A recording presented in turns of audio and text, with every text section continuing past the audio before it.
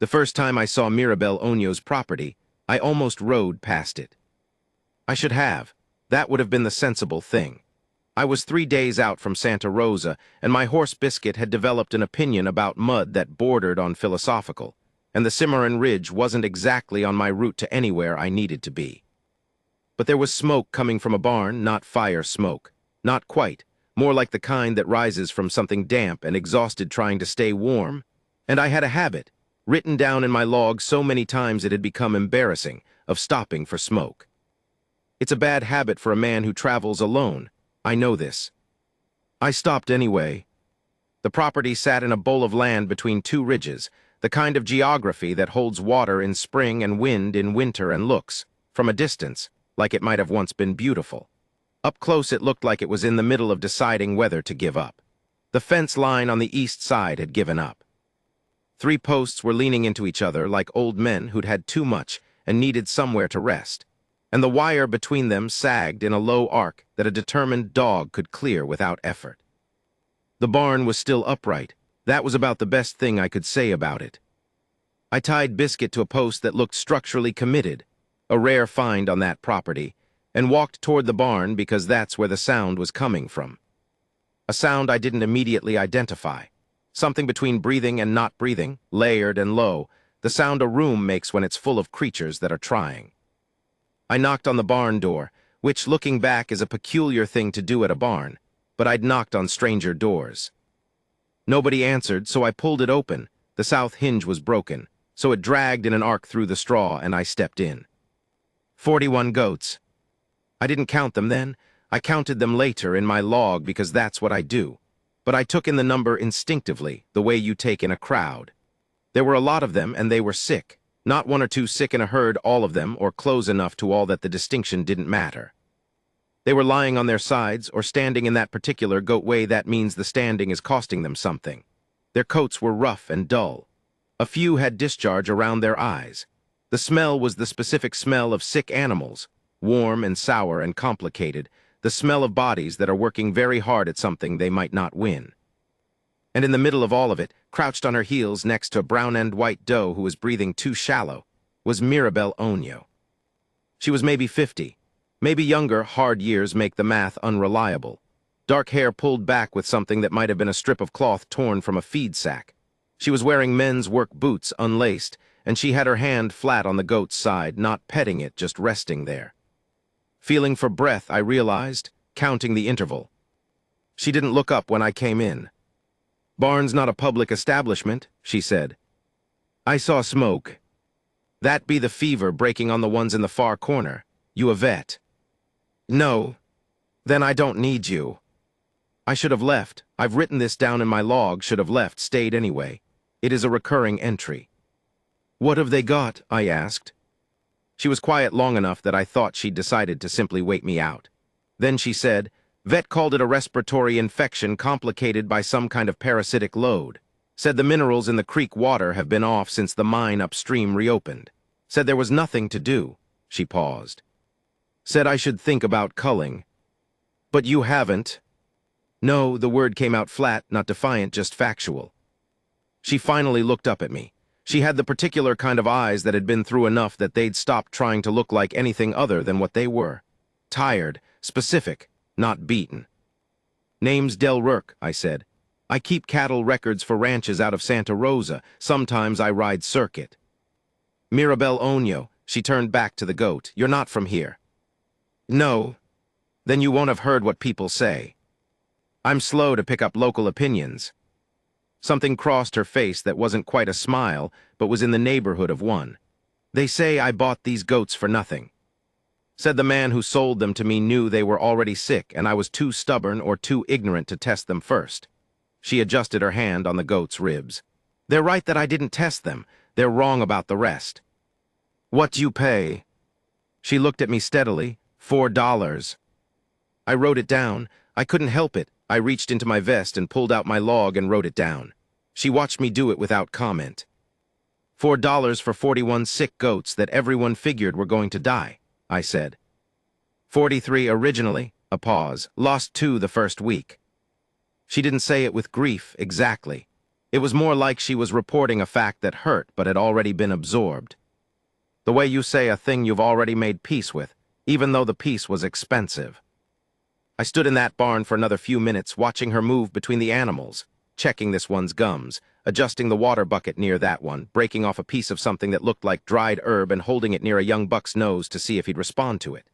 She wasn't random. She had a system, or the beginning of one. She was learning these animals in real time, assigning each one a status in her mind, mapping the herd the way you'd map a territory you were trying not to lose. "What's the herb?" I asked.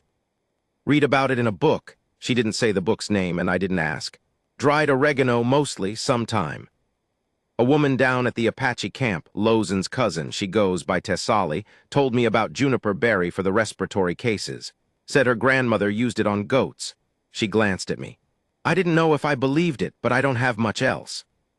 This was the part where, if you were writing a story about a determined woman and her sick goats, you'd put in a moment of triumph. The goat lifts its head. The herd begins to recover. The music swells somewhere. That didn't happen. What happened was that 3 more goats got worse that night. I know because I didn't leave. Another habit I've written about in my log, didn't leave when I should have. I made camp outside the barn, I had bedroll and provisions, and I listened to the barn through the night. I don't entirely know why. Something about the specificity of what Mirabelle was doing. She wasn't hoping. She was working. There's a difference, and I've met few enough people who understand it that I notice when I do. In my log for that first night I wrote, "The goats are sick. She knows they might all die. She is ministering to them anyway, not out of certainty, out of something else. I don't have the right word for it yet." In the morning, Mirabelle came out of the barn with her boots still unlaced and her hands rough with cold, and I had coffee ready, which she accepted without thanking me, which I didn't mind. "3 got worse," she said. "I heard." She sat down on the fence post, not the leaning ones, one that was still doing its job, and wrapped both hands around the cup and looked out at the ridge. The light was coming in low and flat and gold, the way early light does in that part of the country, making everything look more permanent than it is. "The vet gave me a number before he left," she said. "Told me what it would cost to medicate the whole herd properly, even assuming the medication worked." She told me the number. I didn't write it down. I already knew it was impossible from her. "I have $4, she said. "I had $4, I spent it. On the mineral supplement." "And the herbs?" She took a sip of coffee. "Tessali told me the minerals in the supplement might help counteract what the creek water's been doing to them. She said she'd seen it work, but she also said she'd seen it not work." "Did she help you get it?" "She showed me what to buy. I bought it." A pause. "People here they don't come out this far to help. Not for goats, especially not for my goats."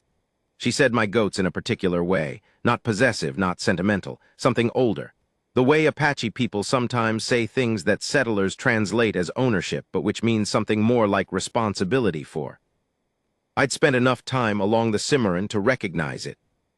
"Why'd you buy them?" I asked, "if you knew they were sick?" She was quiet for long enough that I thought the question was going to stay unanswered. Then, because nobody else was going to. She went back inside before I could decide what to write. "I want to be honest about the next 10 days, because I have the log and the log doesn't lie." I stayed. I don't have a clean reason. Part of it was Biscuit's objection to the mud, which had migrated into a more generalized protest against continued movement. Part of it was that the Ransom family in Santa Rosa could wait another week for their ledger updates, and they knew it. Part of it was something I kept circling around in my notes without landing on it directly. The goats didn't rally on day 2, or day 3. On day 4, one of them, a small tan doe who'd been one of the worst cases from the start, stopped eating entirely. Mirabelle sat with her for 6 hours.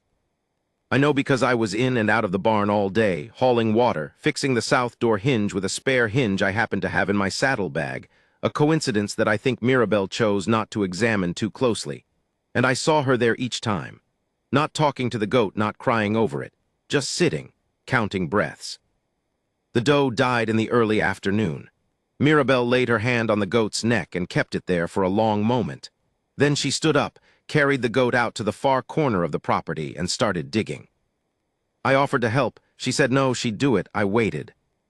When she came back inside, she was dirty and her jaw was set, and she looked at the other 40 goats with an expression I can only describe as militant.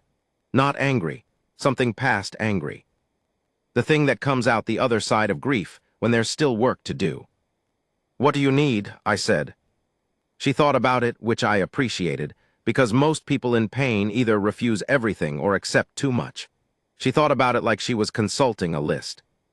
"More juniper," she said. "From Tessali.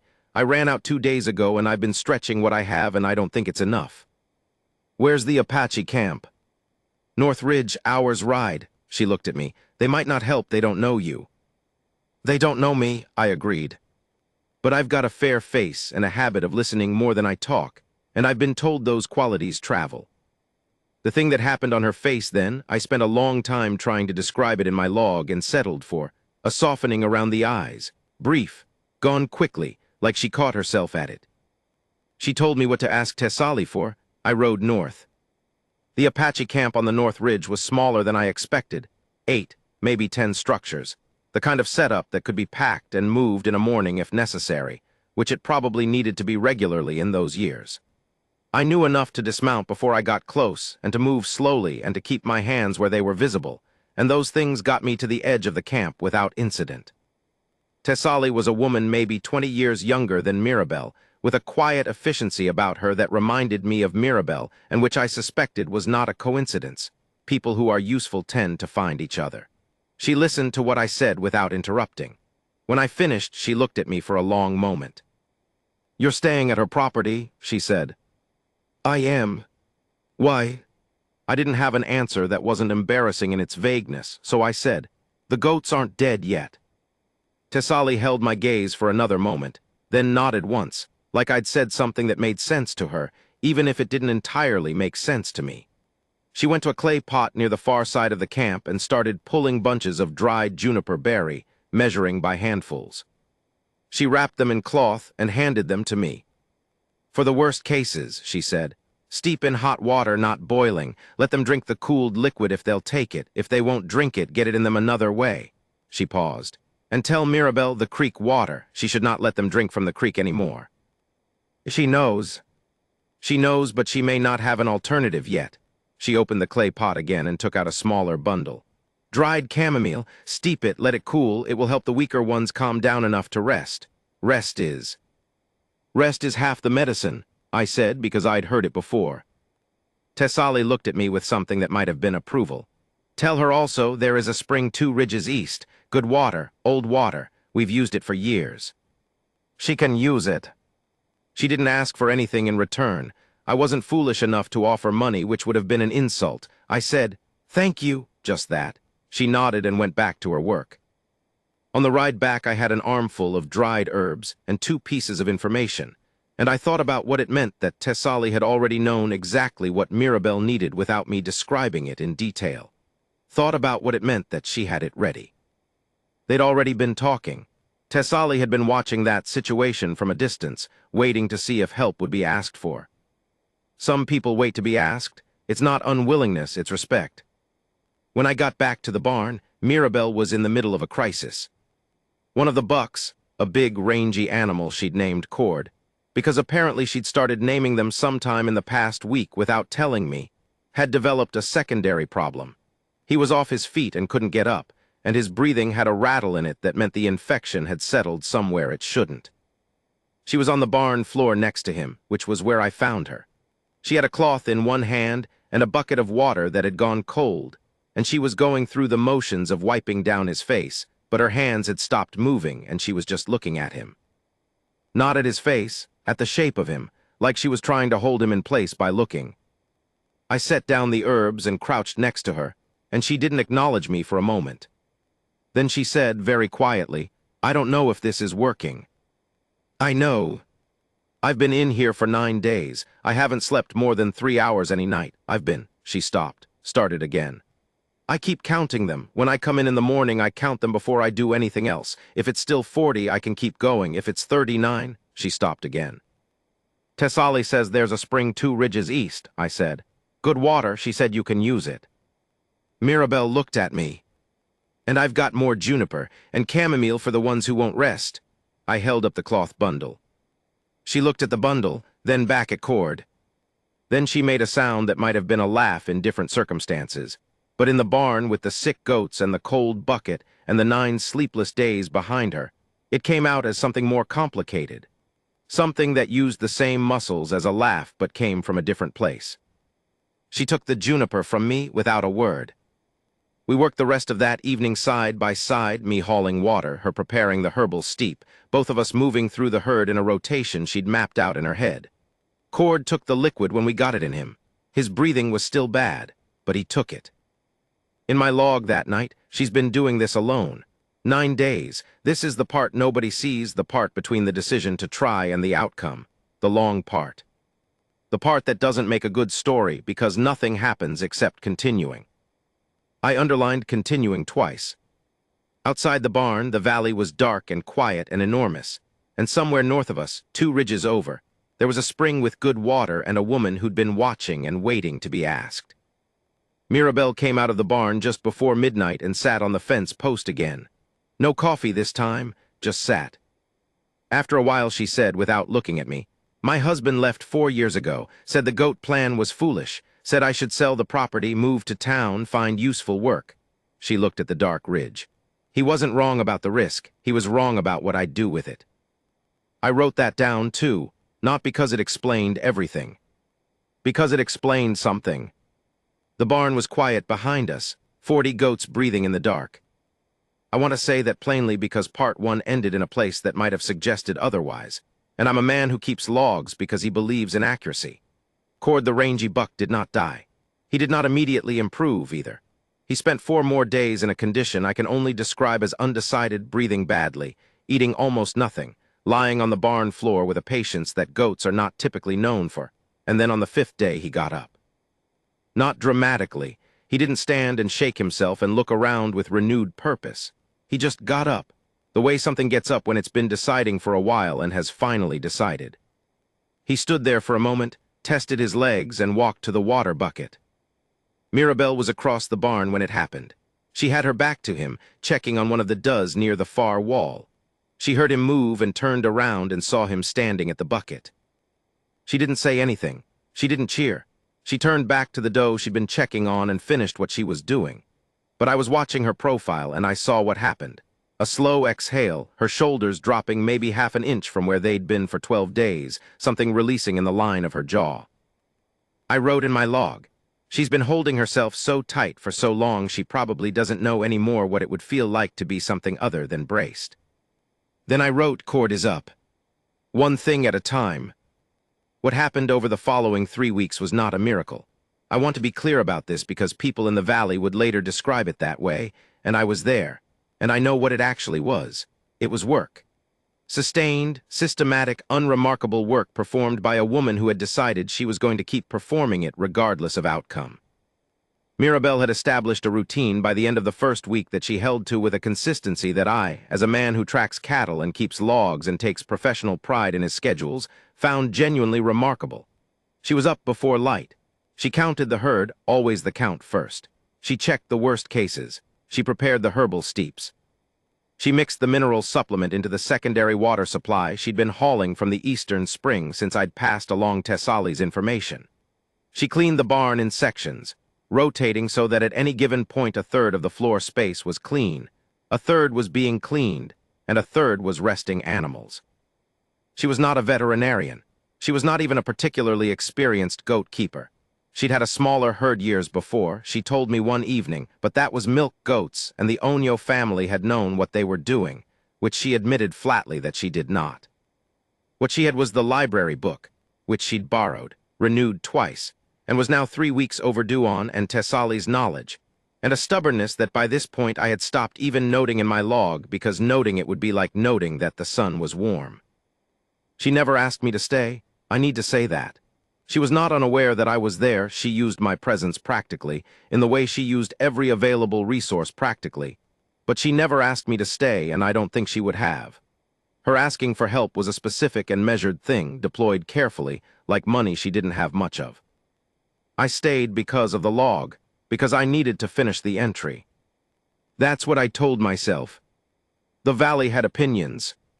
I became aware of this gradually, in the way you become aware of weather, not all at once, but through accumulation of signs. The way that people at the trading post in the small settlement of Redrock Crossing, 8 miles down the valley road, went quiet when I mentioned Mirabel's name.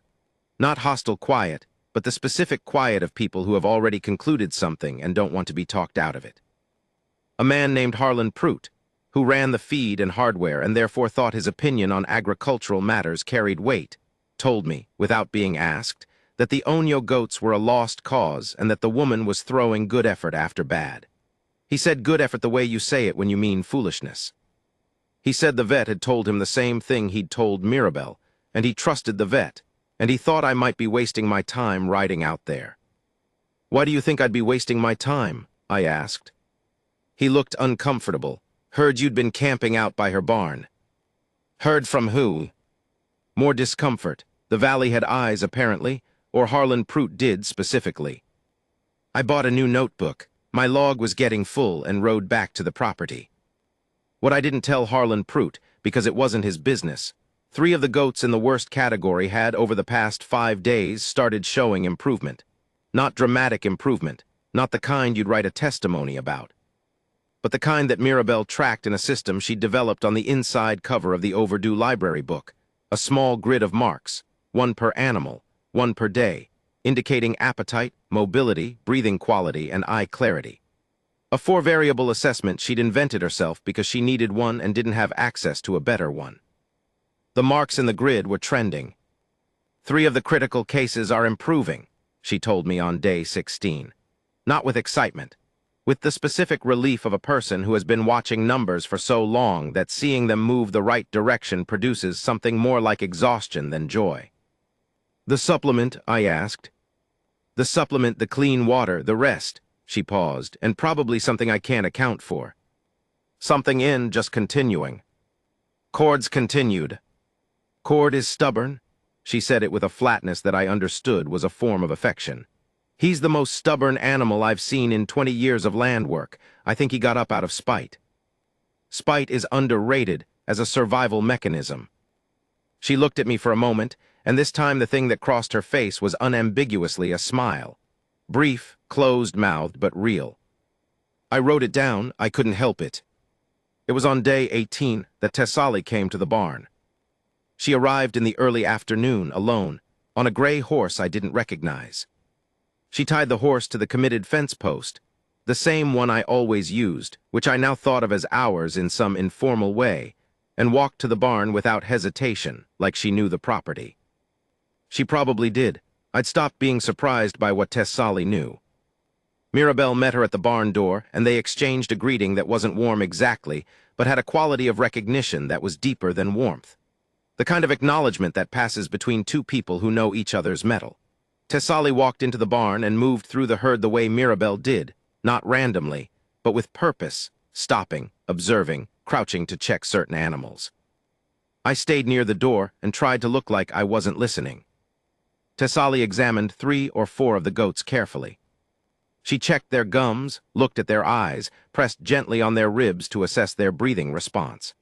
Then she straightened up and said something to Mirabel in a voice too low for me to hear. Mirabel was quiet. Then Tessali said louder, "The milk." I looked up. Some of them, the ones who are stabilizing, they're going to come into milk production, maybe within the month if they hold. Tessali was looking at a tan and white doe near the center of the barn. "You know what kind of goats these are?" "Mixed," Mirabel said. "2 of them are not mixed." Tessali pointed at 2 specific animals, a pale gray doe and a slightly smaller cream-colored one who'd been among the first to stabilize. "These are a breed my grandmother called Kabar el Jabal. Mountain News goats," she said, because the milk travels well. The Navajo call something similar by a different name. The Mexicans who came through 40 years ago had a few and traded them. She looked at Mirabel. "Their milk is very rich, very fatty, good for cheese." Mirabel said nothing. "I don't know if this is useful to you," Tessali said, "but my grandmother made cheese from milk like this, and she could trade it for 3 times the value of regular milk because nothing in the region tasted like it. She said," she paused, chose her words. "She said the land the goat eats becomes something in the milk that you can't make any other way." Mirabel was looking at the 2 pale goats. Her expression was the one I'd been cataloging for 18 days. The one that never quite showed what was happening underneath, that kept everything measured and internal, that revealed things only in small peripheral ways. The half-inch drop of shoulders, the closed-mouth smile, the way she sometimes pressed her hand flat on an animal's side not to comfort it, but to feel it. "I don't know how to make cheese," she said. "I do," said Thessaly.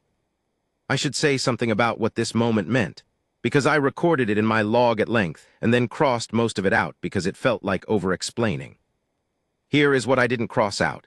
2 women in a barn in the bowl of the Cimarron Valley, one of them with 41 sick goats and $4 spent and 3 weeks of no sleep, one of them with knowledge carried from her grandmother, and between them a possibility neither of them had planned for. The valley has given up on this barn. These two are not asking the valley's opinion. The next 2 weeks, Thessaly came every other day.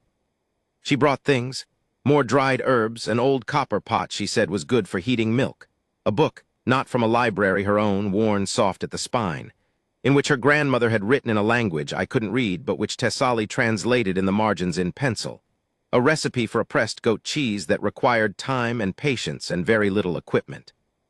What it required in quantity was good milk. The pale gray dough, whose name, Mirabelle informed me with the same flatness she used for cord, was Sable because she'd needed a name, came into milk production on day 23. The cream-colored one, Beja, 4 days after that. The milk was extraordinary. I know I'm not a judge of cheese or milk or anything in the dairy family. My expertise runs to cattle records and occasionally horses. But when Thessaly heated that first batch, and I smelled what it smelled like, warm and rich and particular in a way that I didn't have vocabulary for, something earthy and sweet simultaneously, I understood immediately why her grandmother had said what she said about the land becoming something in the milk. You could taste where these goats had been.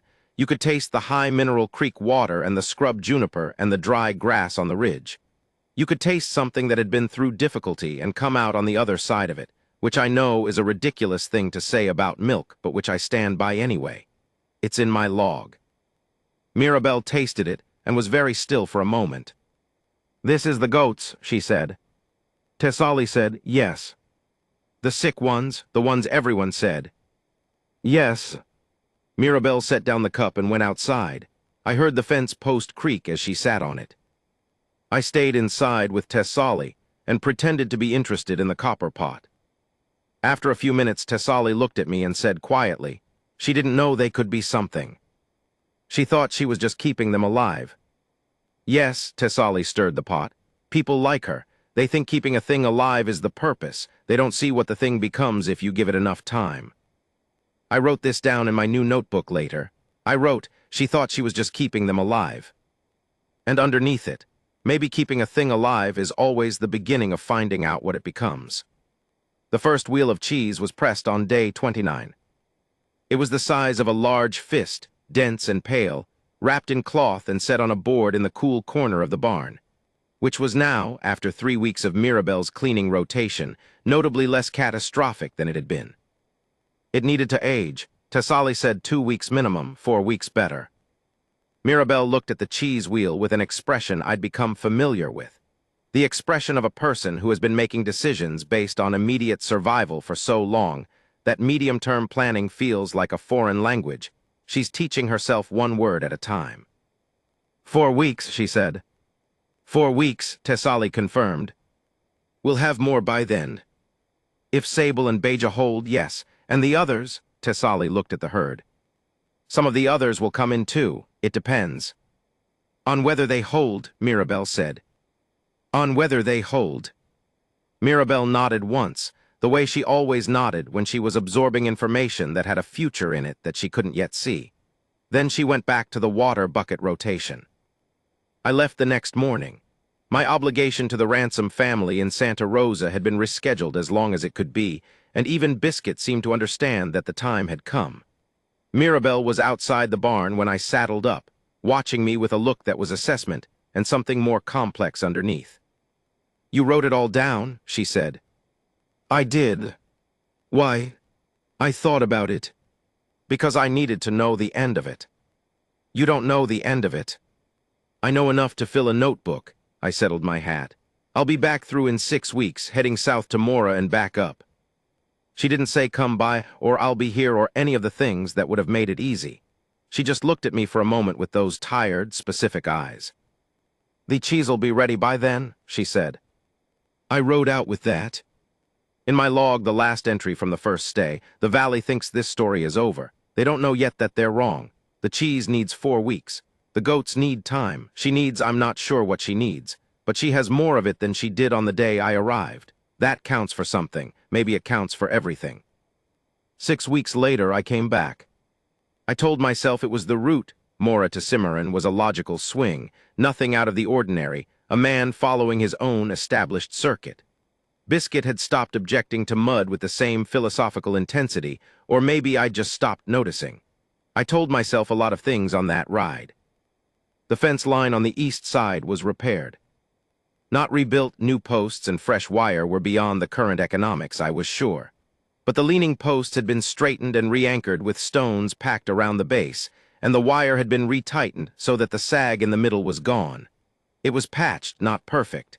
It would hold. I noticed this before I noticed anything else about the property, and I put it in my log that same evening. The fence is up. Not new, up. There's a difference. The barn looked better too. The south door moved on its hinge now without dragging through the straw. Someone had replaced the boards on the east-facing wall where 2 had been rotting. Small things, a property doing what it could. Mirabelle was in the barn when I arrived. Of course she was. She looked up when I came in and the familiar expression, the measured, unperformative face was there, but there was something different in it that I didn't immediately identify. Something that had settled, like a landscape after long weather has finally changed. Counts at 38, she said. I felt something drop in my chest. She saw it, lost 2 more, she said. 1 in the 4th week, 1 last week. She didn't look devastated. She looked like a person reporting casualties after a long campaign. The grief was real, and it was also part of the accounting. 38 is, she stopped, started again. 38 is more than I thought we'd have. Yes, I said. Cord's fine. She glanced toward the far end of the barn, where the big, rangy buck was standing with a belligerent posture that was apparently his normal state of being. He's always going to be fine. Something in the way she said it, the small fierceness, the dry certainty, made me think of what Tessali had said about spite as a survival mechanism, and I almost said so and then didn't. The cheese, I said. She nodded toward the cool corner. There were 7 wheels on the board now. Different sizes, the oldest ones larger, the newer ones just pressed and still soft. They were wrapped in cloth, each one labeled in pencil with a date. 7 wheels of pale, dense goat cheese from animals that the valley had written off 36 days ago. I picked up the smallest and oldest wheel, the one pressed on day 29, the first one, and looked at it. The cloth was dry and tight, and the cheese inside had a firmness to it that spoke of time and patience. How does it taste? I asked. I haven't tried that one. She'd come to stand beside me. She had her arms crossed, not defensive, just holding herself the way people do when they're waiting for something to matter. Tessali said to wait, said the older wheels have a depth to them, said, she stopped. Said it's better when you wait. Sounds like advice that applies to more than cheese. Don't put that in your log, she said, but there was the ghost of something at the corner of her mouth. We tried it anyway. She had a knife with a dark horn handle that she used for everything, cutting twine, scraping hooves, opening the occasional difficult jar, and she used it to cut 2 slices from the wheel. The smell when the cheese opened was the same as the milk had been, but older, more concentrated, the land and the scrub and the mineral-rich water compressed into something dense and particular, the kind of smell that makes you pay attention without knowing why. We ate it standing in the cool corner of the barn. I don't have words that aren't embarrassing for what it tasted like. I've eaten food in a lot of places across a wide geography, and I can report honestly that what Mirabelle's 38 sick goats had produced, the ones everyone had given up on, the ones purchased for $4 and ministered to through 29 nights of interrupted sleep, and $4 worth of mineral supplement and juniper from Tessali's clay pot, was something that had no equivalent in any of the meals I'd eaten in better circumstances. Rich and complex and somehow clean underneath, the way things taste that have survived something. Mirabelle ate her slice, looked at the remaining wheels. I need to take them to the valley, she said. Reedrock Crossing. And farther, there are settlements east. A hotel in Cimarron town proper. She was looking at the cheese with the same expression she used when looking at the grid in the back of the overdue library book, the one that measured improvement. Systematic, planning forward. Tessali says there's nothing like it in the region, says I could get. She stopped, said a number. I looked at her. Per wheel, she said. Per wheel. If people will buy it, a pause, which they might not. They'll buy it. You haven't seen how this valley treats things from this property. I've seen how this valley treats things from this property, I said. And I've also seen what's in that wheel of cheese. Those are two separate facts, and eventually the second one is going to override the first. She looked at me for a moment with those eyes. You're going to come with me, she said. It wasn't a question. I'm going to come with you. We drove the cheese into the valley in a wagon that Mirabel had borrowed from a neighbor, not Harlan Prout, a different neighbor, a quiet woman named Celia who'd stopped by the property twice in the past weeks without announcement and left things. Once a bag of flour, once a length of good rope, neither time staying long enough to be thanked. The wagon was old and the springs were unhappy, but it held. Tessali came with us. She'd shown up at the property that morning like she'd known the plan, which she probably had Mirabel and Tessali communicated in a way that I never quite tracked, not often by words, more by the kind of coordination you develop between people who have been watching the same thing from different angles. We had 7 wheels. They were packed in cloth in a wooden crate. I was driving. Mirabel was beside me in the wagon seat, straight-backed, with a set to her jaw that I'd come to recognize as the expression she wore into situations she wasn't sure of. Not fear. Something more useful than fear. The kind of readiness that acknowledges uncertainty and keeps moving anyway. Tessali rode beside the wagon on the gray horse.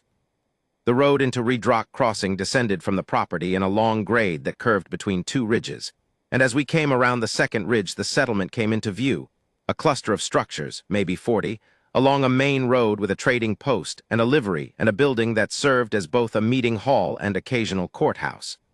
Mid-morning busy, people out and moving. Mirabel said, "First stop is Prout's." I glanced at her. The man who told me you were a lost cause. He sells food, he has the most traffic. She kept her eyes forward. If he won't take them, we move on if he will. The valley follows what Prout sells. Yes. I drove to Prout's. Harlan Prout came out of his trading post with the expression of a man who had already decided something and was waiting for the world to confirm it. He looked at the wagon. He looked at me. He looked at Mirabel with the specific expression of someone who had been certain and was now being made to confront the possibility of revision. "Mrs. Onyo," he said. "Mr. Prout." She climbed down from the wagon seat without assistance. I'd learned not to offer and walked to the crate and lifted out one of the wheels, held it out to him. "I'd like you to try something." He looked at the wheel. "Is that?" "Goat cheese, yes." "From my herd, yes." A silence. He was calculating something. Whether the calculation was about the cheese or about the optics of a public refusal or about his own curiosity overriding his established position, I couldn't say. Probably all 3. He took the wheel. He cut a piece with his own knife, the one he kept behind the counter for opening crates, which said something about his commitment to efficiency. He looked at the cheese. He smelled it. And then he did what anyone would do with that cheese. He ate it. I was watching his face. The thing that happened wasn't dramatic. It wasn't a sudden reversal, a changed man, an epiphany. It was more specific than that, and more interesting. It was a man who had been holding a conclusion for a long time, encountering information that the conclusion couldn't account for. You could see him working through it. You could see the moment the cheese moved from category into its own category. He ate the piece. He looked at the wheel. He cut another piece and ate that one too without saying anything. Then he looked at Mirabel. "What are you asking per wheel?" he said. She told him. His eyebrows went up, not in refusal, in acknowledgement. "I'll take 4, he said, "and if they move the way I think they'll move, I'll want more." They moved in 3 days. I know because I was still in the area. I'd camped at the edge of Reedrock Crossing, extended my circuit again, told myself it was because I needed to file some records at the county office, which was partially true. On the second day, I went into Prutt's to pick up some provisions, and he told me, without being asked, that 2 of the wheels were already sold, and the third was spoken for, and he'd had 3 people in that morning asking when he'd have more. Who bought them? I asked. He named a rancher I recognized as the kind of man who made his opinions public. Then he named a woman who ran the hotel in Cimarron town proper, which was 16 miles east. Then he named a family I didn't know. The hotel woman, I said, she come all the way out. Sent her boy. He was stacking things with a focused efficiency that I recognized as the behavior of a man rearranging his internal furniture. Said it was the best cheese she'd eaten since a trip to New Mexico 10 years back. He paused. Said she wanted to know what kind of goats. And you told her? I told her the goats were from the Onyo property and they were a specific mountain breed. He said it without inflection. Just the facts, delivered with the same certainty with which he'd earlier delivered the verdict that those goats were a lost cause. Same voice, same register, completely different direction. Because that's what it is. Yes, I said, that's what it is. I went back to the property on the 4th day. Mirabelle was in the barn, of course she was, and the 3 remaining cheese wheels were already spoken for, which she told me when I came in, flat and without ceremony, the way she reported everything. The hotel in Cimarron wants ongoing supply, she said. Once a month, as many wheels as I can provide. She looked at the herd. I need to expand the herd, need more of the pale breed if I can find them, and more of the gray ones. Sable's about to kid, Tessali thinks, and the kids might have the same. Mirabelle, I said.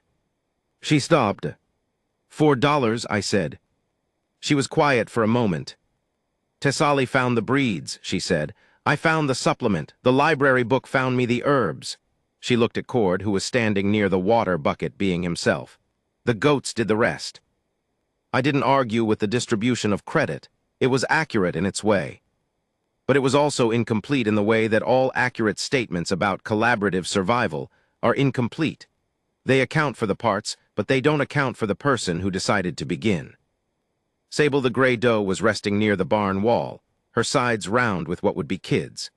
The late afternoon light came through the repaired gap in the east wall in a long, flat angle and hit the straw and the animals and the 7 boards where the cheese wheels had rested, now empty. 38 goats. Down from 43, down but here. The library book, I said, the one you renewed twice. 3 times, she said. I owe them 12 cents. I'll put it in the log. She looked at me with something that had come a long way from the expression I'd first seen in this barn, the one that was tired and specific and not beaten. This one was still all of those things, but it had a layer now. Something that had been there before the $4 and the 43 sick goats and the 9 sleepless nights, something that had been waiting underneath the endurance for circumstances to finally confirm it. She knew what the goats were. She'd known what they were before she spent $4 on them, before she spent 36 nights in the barn, before the cheese and the hotel order and Harlan Prutt cutting himself a second slice and revising his publicly held conclusion. She'd known there was something in them worth keeping, or she wouldn't have bought them. She couldn't have articulated it then.